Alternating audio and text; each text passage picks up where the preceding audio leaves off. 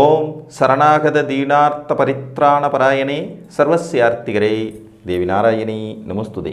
வணக்கம் நேயர்களே, இது மகாலட்சுமி ஜோதிடம் வழங்கும் காலச்சக்கரம். உங்கள் அன்பு ஜோதிடர் ஸ்ரீராம்ஜி பேசுகிறேன். அனைவரும் நலமுடன் இருக்கிறீர்களா? நன்றாகத்தான் இருப்பீர்கள், நன்றாக இருக்க வேண்டும். இன்றைய காணொளியில் நாம் காண இருப்பது ஆணையிடும் அதிகாரம் யாருக்கு? இதான் தலைப்பு. ஜாதகத்தில் வலுவான கோள்கள் அமையப்பெற்ற சிலர் பார்த்திங்கன்னா அவங்களுக்கு சொல்வாக்கு, செல்வாக்கு, அதிகாரம், அரசியல், பதவி, முன்னேற்றம், ஒரு கூட்டத்திற்கு தலைமை தாங்குவது, ஒரு நாட்டிற்கு தலைமை தாங்குவது, ஒரு இனத்திற்கு தலைமை தாங்குவதுங்கிற பவர்ஃபுல்லான மனிதர்களாக இருப்பாங்க. இந்த பவர்ஃபுல்லான மனிதர்கள் எப்படிப்பட்ட கிரக அமைப்புகளோடு இருப்பாங்க அப்படிங்கிறத பார்க்கலாம்.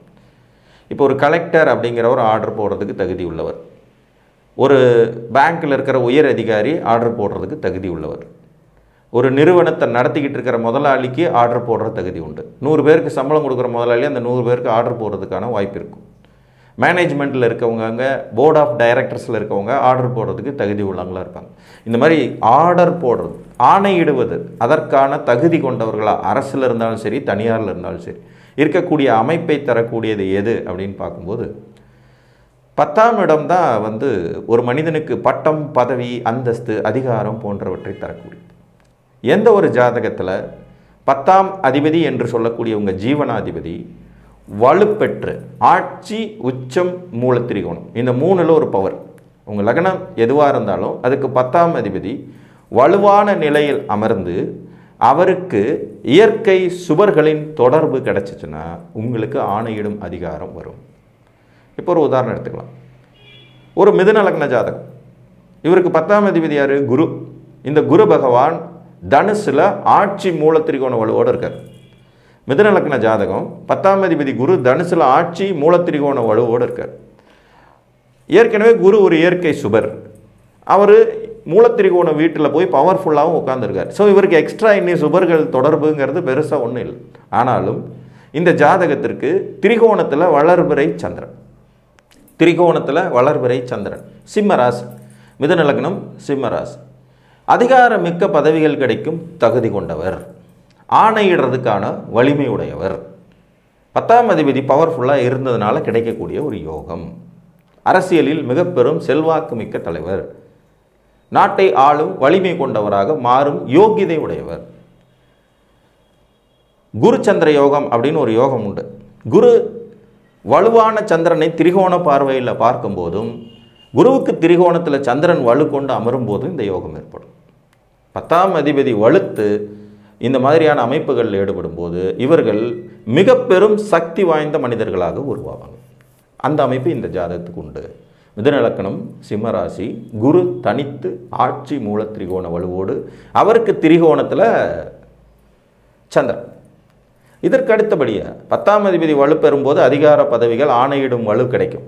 இதற்கு அடுத்தபடியாக உங்கள் ஜாதகத்தில் 9, 10, 11ஆம் இடத்துல சூரியன் அமர்ந்து, 9, 10, 11ஆம் இடம், இந்த 3 வீடுகளில் சூரியன் அமர்ந்து, இந்த சூரியனை 2க்கு மேற்பட்ட சுபர்கள் தொடர்பு கொண்டாலும் உங்களுக்கு அதிகாரமிக்க பதவிகள் கிடைக்கும், ஆணையிடுறதுக்கான பவர் கிடைக்கும். இதுக்கு ஒரு உதாரணம் பார்க்கலாம். ஒரு துலா லக்ன ஜாதகம், இந்த துலா லக்னத்திற்கு சூரியன் 10ல், 11 கூடையவர் 10ஆம் இடத்துல உட்காந்துட்டுருக்கார். 10ஆம் இடத்துல உட்காந்துருக்க அவரோடு குருவும் இணைவு, உச்ச குருவும் அவரோட சேர்ந்துருக்காரு. 2 பேருக்கும் 8 டிகிரி டிஃப்ரென்ஸ். துலா லக்னம், 10ஆம் இடத்துல சூரியன், திக்பலம், லாபாதிபதி 10ல் இருக்கார், கூட உச்ச 6 கூடைய குருவும் இணைந்திருக்கிறார். இந்த குருவுக்கு நேர் 7ஆம் இடத்துல மகர ராசியில் சந்திரன், பௌர்ணமி சந்திரன். ஸோ குரு ஒரு சுபர், பௌர்ணமி சந்திரன் ஒரு சுபர், 2 பேரும் தொடர்பு கொள்கிறாங்க. இந்த சூரியனோடு புதனும் இருக்கார். சூரியனோடு புதனும் இருக்க இவருடைய துலா லக்னாதிபதியான சுக்கிரன் ரிஷபத்தில் ஆட்சி.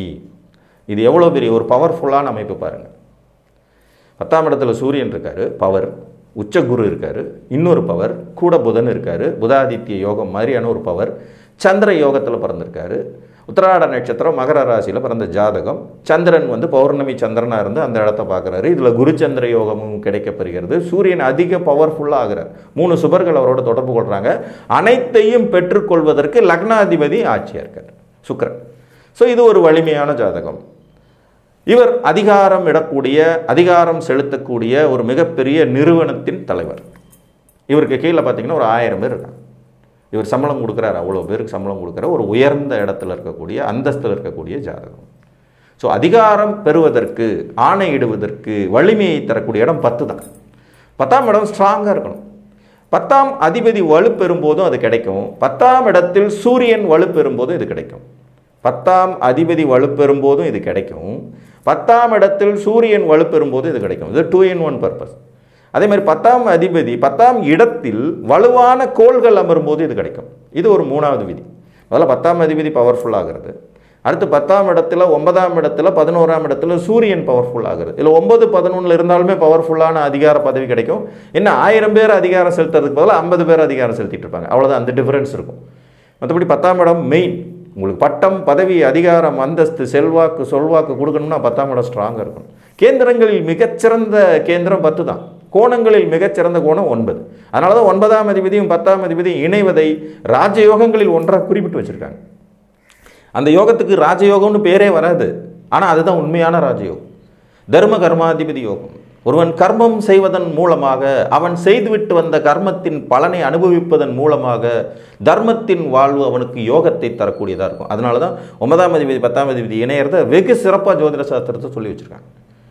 ஸோ அந்த 10வது கேந்திரம் பவர்ஃபுல்லாக ஆகிறதுங்கிறது ஒருத்தருக்கு பதவியையும், பட்டத்தையும், அதிகாரத்தையும், அந்தஸ்தையும் கொடுத்தே தீரும். சூரியனுக்கு நேச்சராகவே 10ஆம் இடத்துல திக்பலம் உண்டு.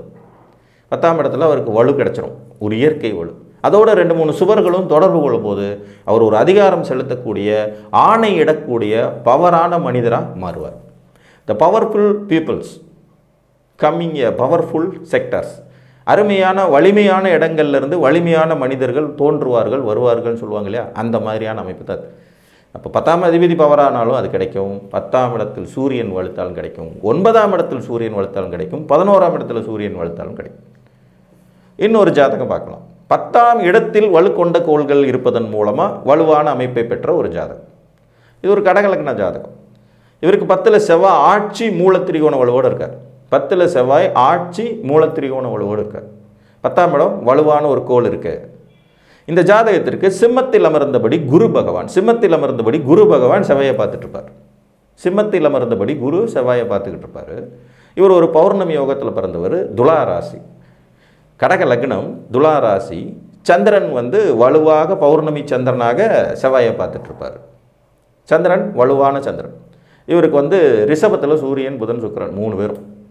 பௌர்ணமிக்கு, அதாவது வைகாசி மாதம் விசாக நட்சத்திரத்தில் பிறந்தவர். பௌர்ணமி யோகம் ஸ்டார்ட் ஆகிடுச்சு. சந்திரன் சந்திரமங்கல யோகமாகவும் அது இருக்கும். குரு ஆட்டோமேட்டிக்காக பார்த்துட்டு இருப்பார். 2 சுபர்களுடைய தொடர்பு 10ல் வலுப்பெற்ற கடக செவ்வாய்க்கு கிடைக்கிறது. லக்னாதிபதி எப்படி இருக்கார்? பவர்ஃபுல்லாக இருக்கார், திக்பலமாக இருக்கார், பௌர்ணமி யோகத்தில் இருக்கார்.